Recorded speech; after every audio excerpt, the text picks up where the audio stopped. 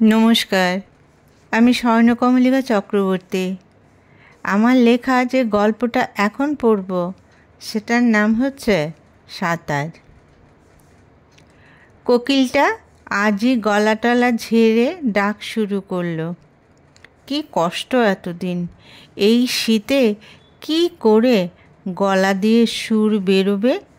আর তখন ডাকলে মানুষও বলবে, ওমা, কোকিলের দেখি শীতকালে বসন্ত চলে এসেছে। তাই মাঝে মাঝে যে একটু ডাকতে ইচ্ছে করতো না তা নয়, কিন্তু সব মিলিয়ে আর ডাকা হয়নি। ইরাবতী পূবের ঘর থেকে উঠোন পেরিয়ে পশ্চিমের ঘরে যাচ্ছিল। কোকিলটা ডাকের বউনি করেছে, তাকে প্রত্যুত্তর না দিলে ভালো লাগছে না। সেও ওর সাথে ডাকতে লাগলো, কিন্তু সে তো আর কোকিল নয়, ওর নিজেরই ভালো লাগছে না। কোকিলেরও বোধহয় ভালো লাগেনি। সে কিছুক্ষণ চুপ করে আম গাছে ডালটায় বসে রইল। আর কিছুদিন পর মুকুলে গাছটা ভরে যাবে। বসন্ত এসে গেছে যে। মা রান্নাঘর থেকে দেখল মেয়ে কোকিলকে খুঁজছে। কড়াইতে মাছ ভাজা বসিয়েছে, লাকড়ি নেই সামনে। লাকড়ি রাখার ঘরটা পশ্চিমের ঘরের পেছনে। সেই জন্য মেয়েকে বলেছিল কিছু লাকড়ি এনে দিতে। উনুনে মাছ বসিয়ে গেলে মাছ পুড়ে যাবে, কিন্তু মেয়ের বোধহয় মনেই নেই লাকড়ির কথা। মা কড়াইটা উনুন থেকে নামিয়ে লাকড়ি আনতে গেল। মাকে দেখে মেয়ে, ইস, আমি একদম ভুলে গেছি, এক্ষুনি এনে দিচ্ছি, তুমি রান্নাঘরে যাও। মেয়ে দৌড়ে লাকড়ি ঘরে গেল। 6টা লাকড়ি এনে মায়ের সামনে রাখলো। আজ রান্না হয়ে যাবে এগুলোতে। মা আবার কড়াইটা বসালো। নিচে লাকড়িগুলো জ্বলে এখন লাল টকটকে হয়ে আছে।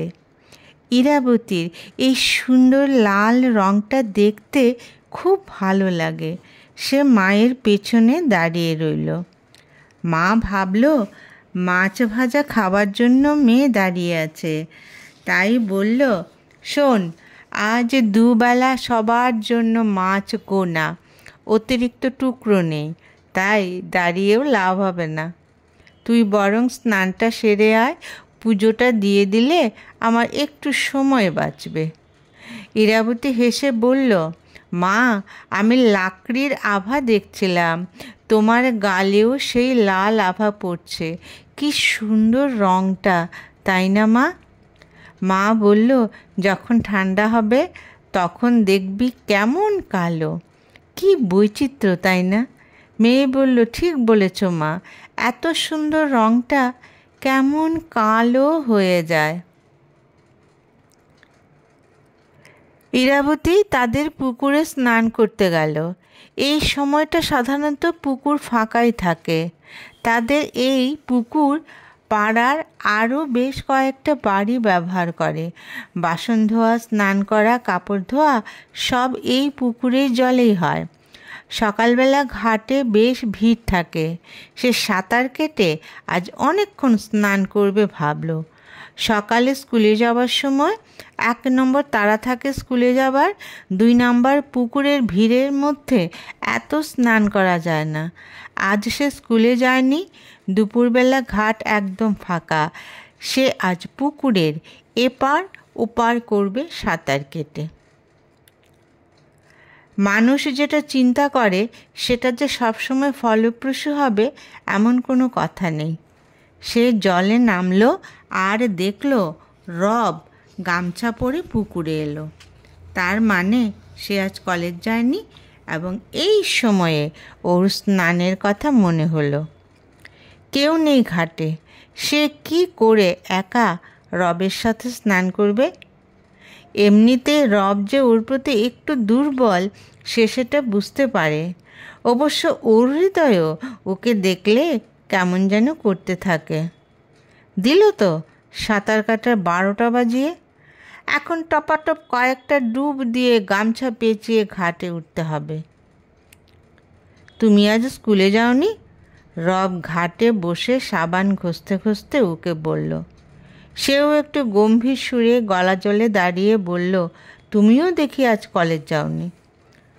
রব হেসে বলল, আমি এই সময় স্নান করতে এসেছি। তুমি খুশি হওনি বুঝতে পারছি, কিন্তু পরশুদিন থেকে আমার পরীক্ষা, তাই 2 দিন কলেজ যাব না। তোমারও কি পরীক্ষা? ইরাবতী বলল, হ্যাঁ, আমার আরও 1 সপ্তাহ পরে। আজ বেশি ক্লাস হবে না, তাই যাইনি। রব বলল, তুমি স্নান করে উঠলে আমি জলে নামব, তুমি নিশ্চিন্তে স্নান করো। ইরাবতী বলল, আমি ভেবেছিলাম 2 বার সাঁতরে এপার ওপার করব, সেটা আর হবে না। রব বলল, এখন তো মনে হয় কেউ স্নান করতে আসবে না। দুজনের সাঁতারের প্রতিযোগিতা হোক, যে হারবে তাকে পুরস্কার দিতে হবে। ইরাবতী বলল, 2 জন পাশাপাশি সাঁতার কাটব, কেউ যদি দেখে তবে গ্রামে থাকতে পারবে তো? রব বলল, না হয় একটু নয়, বিরাট ঝুঁকি নিলাম। রব ঘাট থেকে সোজা জলে নেমে পড়ল। প্রথমে হাঁটু জল, তারপর কোমর জল, তারপর গলা জল। একসাথে দুজনের সাঁতার শুরু হবে এক্ষুনি। বসন্ত সমাগত। একটু একটু করে গরম পড়তে শুরু করেছে।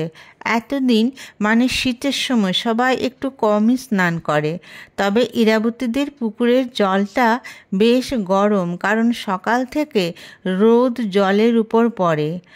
আজ ইরাবতীর মনে হচ্ছে 2 বার কেন 4 বার সে এপার ওপার করতে পারে।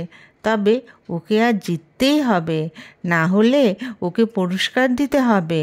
পুরস্কার দেবার থেকে নিতেই বেশি ইচ্ছে করছে ওর। রব মুখে বলল, স্টার্ট, এবং দুজনের সাঁতার কাটা শুরু হলো। একবার রব এগিয়ে যাচ্ছে তো অন্যবার ইরাবতী এগিয়ে যাচ্ছে। একজনের পায়ের জল অন্যজনের উপর পড়ছে। দুজনের পায়ের দাপাদাপিতে ফেনার মতো জল উপরে উঠছে। রবের মনে হচ্ছে সে অনেক বড় প্রতিযোগিতায় নেমেছে। আরও যেন প্রতিযোগী রয়েছে, সবাই ওকে ফেলে সামনে এগিয়ে যাচ্ছে, সে পিছিয়ে যাচ্ছে। পুকুরটা বেশ বড়, একবার পার করতে বেশ সময় লাগলো, আরও 2 বার করতে হবে। রব খুব মজা পাচ্ছে সাঁতার কাটতে, অনেক দিন এত সাঁতার কাটেনি। একে তো শীতকাল ছিল, তার উপর সকালবেলা এতক্ষণ জলে থাকলে কলেজটা জলেই করতে হবে, এবং অন্যদের কথা শুনতেই হতো যে তোরাই শুধু স্নান কর, আমরা ঘটি দিয়ে জল ঢেলে চলে যাই, ইত্যাদি ইত্যাদি সব কথা। কাজেই এমন মুহূর্ত সম্পূর্ণভাবে উপভোগ করতেই হবে। পাশে রয়েছে ইরাবতী, সে পুরস্কারের কথা ভুলেই গেল। সে সাঁতার কাটছে, মাঝে মাঝে ওর হাত পা ওর শরীরে লেগে কেমন একটা রোমাঞ্চ তৈরি হচ্ছে শরীরে। ইরাবতী হঠাৎ চেঁচিয়ে উঠল, ওর রোমাঞ্চ জলে মিশে গেল। সে একটু পেছনে ছিল, মাথা তুলে বলল, কি হলো, চিৎকার করলে কেন? মাথা ঘুরিয়ে ইরাবতী বলল, একটা সাপ যাচ্ছে সামনে দিয়ে, আমার ভয় করছে, কি করব আমি? রব হেসে ফেলল। জলের উপর তো বেশি হাসাও যায় না। স্থলে হলে না হয় একটা লাঠি দিয়ে সর্পকে তাড়িয়ে দিত, কিন্তু মারত না, কারণ সাপ মারতে নেই, কলেজ পড়ুয়া ছাত্র সেটা জানে। কিন্তু নিজেই ভাসমান অবস্থায় আছে, এমত অবস্থায় কি করা উচিত কোনো দিন তো ভাবেনি। ইরাবতী একটু পিছিয়ে রবের একদম পাশে চলে এলো।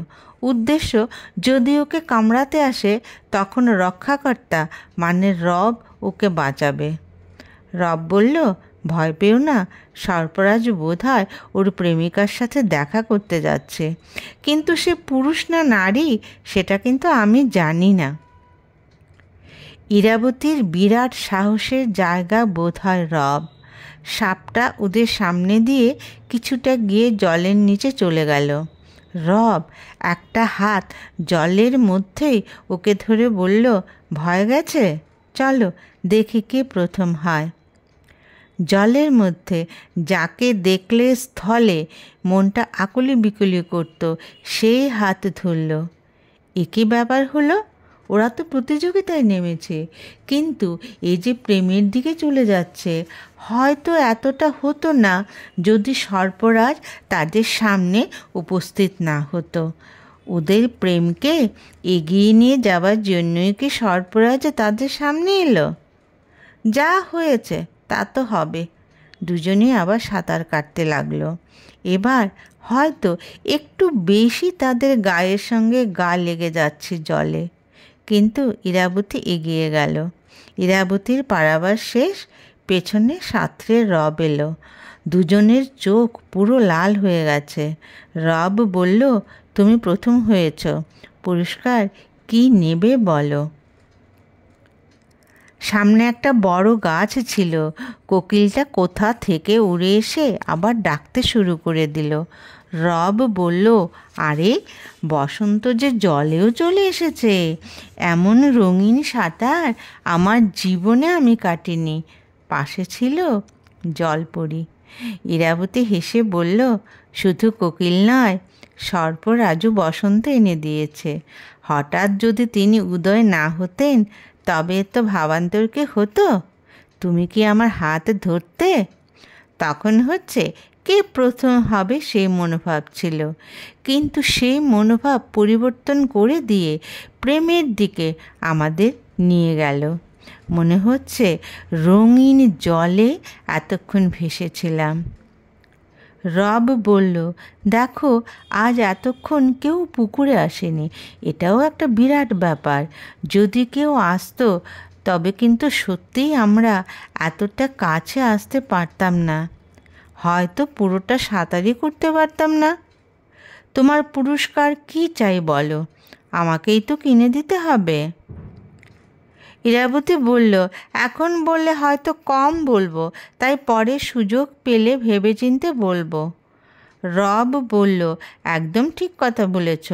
সুযোগ পাবো কি না সেটাই হচ্ছে কথা, এবং সুযোগ পেলে তবেই বলতে পারবে। যাই, আজ অনেকক্ষণ স্নান করলাম এবং অনেক কিছু হলো, তাই না? ইরাবতী ঘরে এসেছে। মা বলল, স্নান করতে গিয়ে কি বাড়ির কথা ভুলে গিয়েছিলি? এতক্ষণ কি করেছিস? সে হেসে বলল, মা, এতদিন শীত ছিল তাই এত সাঁতার কাটেনি। আজ দুবার পারাপার করলাম, মাঝখানে একটা সাপও দেখেছি। মা বলল, তুই তো সাহসী মেয়ে না, সাপ দেখলে অথচ চিৎকার করলি না? বিশ্বাস হচ্ছে না। ইরাবতী মাকে তো আর আসল সত্যিটা বলতে পারবে না যে সে রবের পাশে ছিল এবং রবের হাত ধরেছিল। শুধু বলল, সাপটা আমাকে একা দেখে ডুব দিয়ে ওর বাড়ি চলে গেছে, তাই চিৎকার করিনি। যাই, পুজোটা দিয়ে আসি, ভীষণ খিদে পেয়েছে মা। মা বলল, আয় একসাথে খেতে বসবো, পিঁড়িগুলো পেতে দিচ্ছি। ইরাবতীর মনে হচ্ছে কোকিল ডাকলো, মনু যে ডাকছে। কোকিল ঘুরে ওর প্রেমিকার সঙ্গে মন খুলে ডালে বসে প্রেমালাপ করবে, কিন্তু সে তো কোনো দিন মন খুলে বলতে পারবে না কথা রবের সাথে। কিন্তু আজ যা হলো তাতে মনে হচ্ছে মাঝে মাঝে একটু কথা বললে ওর তৃষিত হৃদয় ঠান্ডা থাকবে।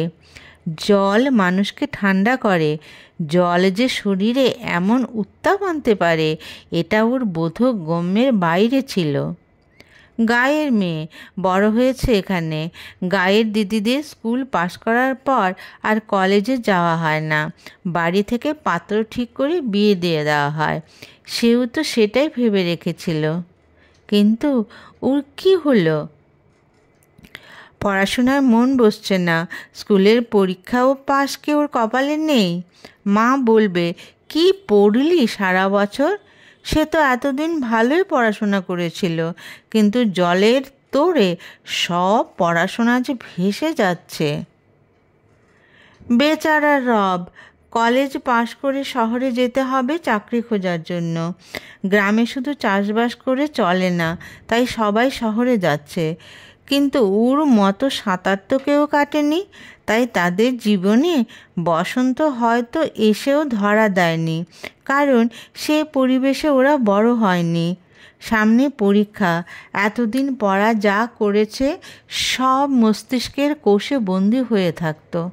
সবাই জানে রব পড়াশোনায় খুব ভালো, কলেজের প্রস্তুতি তো খুব সুন্দরভাবেই নিয়েছিল, কিন্তু এখন মনে হচ্ছে শেখা পড়াগুলোর উপর প্রেম চেপে বসেছে। মন শুধু কোকিলের কুহু রবের মতো ডাকতে চাইছে। কোকিলের রাজ্য কলেজ পড়ুয়ার রবকে হারিয়ে দিচ্ছে। সে বুঝতে পারছে না পড়াগুলো আবার মনে করতে পারবে কিনা। সুন্দর নিস্তরঙ্গ জীবন তাদের, তাতে যদি সমুদ্রের ঢেউ উদিত হয় তবে তো সেটা আন্দোলিত হবেই। আর তারা না হয় সমুদ্রে নামেনি, পুকুরে তো নেমেছিল। পুকুরের ঢেউয়ের কি কম শক্তি? মোটেই নয়। সে তো সেটা মর্মে মর্মে উপলব্ধি করতে পারছে। একই গ্রামে দুজন বাসিন্দা, হয়তো কথাবার্তা বলতে পারবে না দুজনে, কোথাও ঘুরতেও যেতে পারবে না, কিন্তু সে পাশ করার পর চাকরি তো একটা করবে।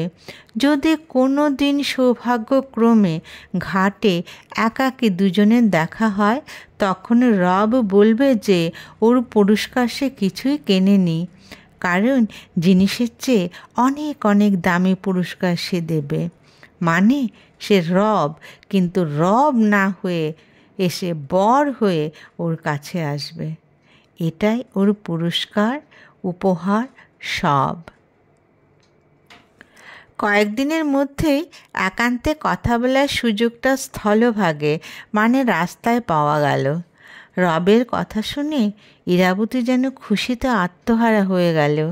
দুজনের মানসিক অবস্থা তাহলে একই হয়েছিল? হবে নাই বা কেন? এত সুন্দর যৌবন, বসন্ত, কোকিল সব যে মিলে গেছে। অবশ্য ওরা দুইজন সর্পরাজকেও ধন্যবাদ জানালো, না হলে হয়তো মনের কথা মনেই থেকে যেত, প্রকাশ আর হতো না। ইরাবতী বলল সে অপেক্ষায় থাকবে, রব বর হয়ে কবে আসবে সেই দিনের, এবং সেদিন সে বাল্যশিক্ষা বইটার কবিতা সেই লাইনটা রবকে বলবে, পাখি সব করে রব রাতে পোহাইল, অর্থাৎ তাদের জীবনেও রাত শেষ হয়ে প্রভাতের উদয় হলো। নমস্কার।